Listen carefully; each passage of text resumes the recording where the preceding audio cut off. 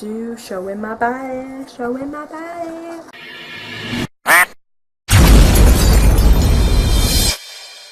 Hello guys, so this video is going to be binding for beginners. I'm basically going to tell you everything you need to know about binders, like where to get them and how to put them on. Just quickly, a binder is just an undershirt. It's like a vest. It goes on underneath all your clothes and it gives the impression of a naturally flat looking chest.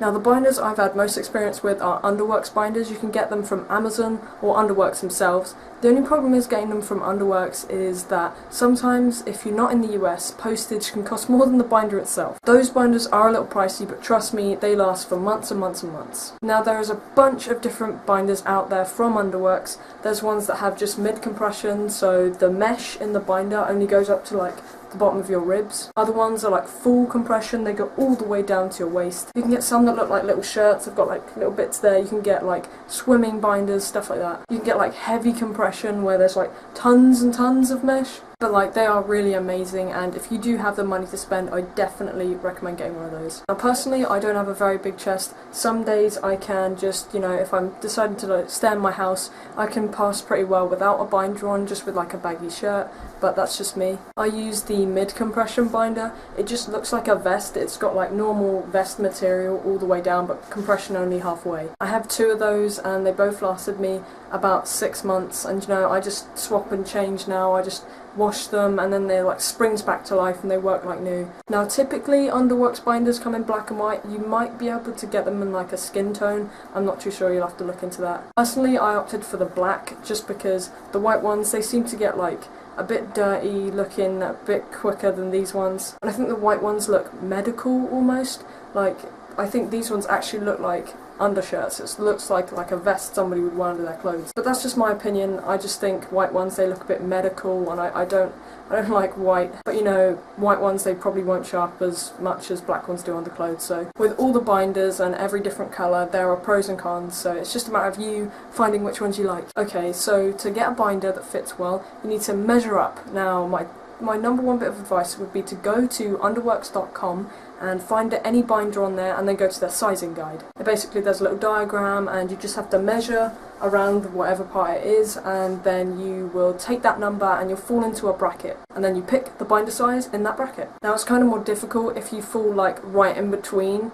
the two brackets. I have a friend that did that and they opted to go for the one that was smaller. It was a bit tighter on them, but they thought, you know, the one that was higher up wasn't going to give them as much compression. Like I said, it's all a matter of trial and error. Okay, the next part of this video, I'm going to show you how to put a binder on. Oh, getting naked time. Okay, let me position you. Showing my body, showing my body. Okay guys, so this is my binder. It's all just like a flimsy, vesty kind of material. The compression only comes up to about here. But you know, it does the job. I look like I have a flat chest, which is better than it would without. I've had this binder for like ages. Like I'm pretty sure this is the binder I've had for a year. It gets like, after a while they get a bit baggy around here, but it's fine. It does an amazing job anyway. Okay, so there's two ways of putting one of these on. The first way, and this is the way I'd recommend if you just got your binder, because you know, you still need to break it in, is to get your binder and then you want to take off your trousers so it's a little bit easier and step into the neck hole. Then you want to pull it all the way up to about here. Now it's going to be tight, and getting it past your hips, you might freak out a little bit. I know I did. It took me a couple of attempts on my first try. So yeah, it will be tight, but obviously if it is too tight, then you might need to try the next size up. But think about it, you know, your hips are like the widest part of your body. This is nothing compared to this. So if you just get it past there, it'll be fine. And then obviously just put the armholes in and you're ready to go. Okay, the next way is definitely when your binder breaks in a little bit. It's pretty much like just putting on a shirt. You just put in the armholes and then push it on over your head. This way is way quicker, but a little bit more difficult with fresh binders. Okay, so you've got your binder on. You've gone through the whole day with it on, and now you want to take it off. Best way to take it off, grab these bits here and pull up. Pull all the way up. Pull up until the compression comes up, and then, you know, just pull yourself out of it. So the first time I put on one of my binders, like, it really freaked me out because I tried putting it on over my head, I tried stepping into it, but it was just too tight, you know, I just couldn't get in. Oh god, that sounds bad. You know, just keep trying, like, just keep stepping into it, try and pull it above your waist. It's going to be tight, but that's its job. Okay, so next I've just got a few loose tips. So obviously you're going to get it delivered to your house. If you're worried about your parents seeing it, then just get it delivered to your friend's house. On the other hand, if you don't have a card that you can actually buy the thing, like give some money to your friend and be like, please buy my binder.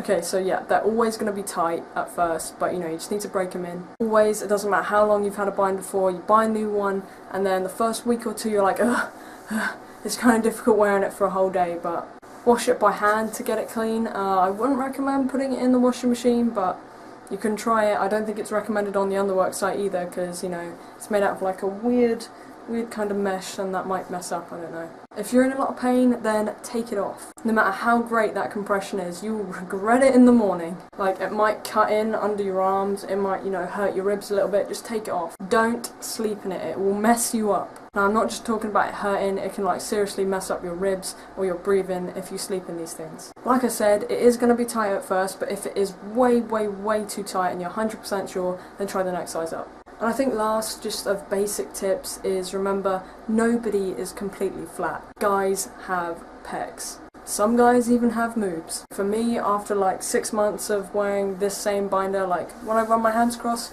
yeah, you can feel something's there, but it just feels natural, you know. Also, by no means is Underworks and Amazon the only places where you can get binders from. I'm sure there's loads of other sites out there. If you do have any other sites you can get binders from that maybe are a little bit cheaper, or you can get them from other parts of the world, then please comment down below. And I just want to say, if you have any unwanted binders, then please check out morph.org.uk. You can send them in there, because they give them to people that maybe can't afford them or just can't get them for, you know, other reasons. And yeah, that's all I have to say really. Like, binders, this is the best thing that ever happened to me. It helps me pass, and it just makes me feel so much more comfortable with myself. And it is probably the safest way to bind. Not the cheapest, but the safest. But the one thing I have to say is that, you know, wearing a binder, it does make you a lot more dependent on it. Like before I had binders, my chest got to me, but now that I have a binder, if I'm not wearing it, my chest really gets to me. And remember, it's not just FTMs that wear binders. Okay guys, yeah, so that's my video. I hope it helps some people out there.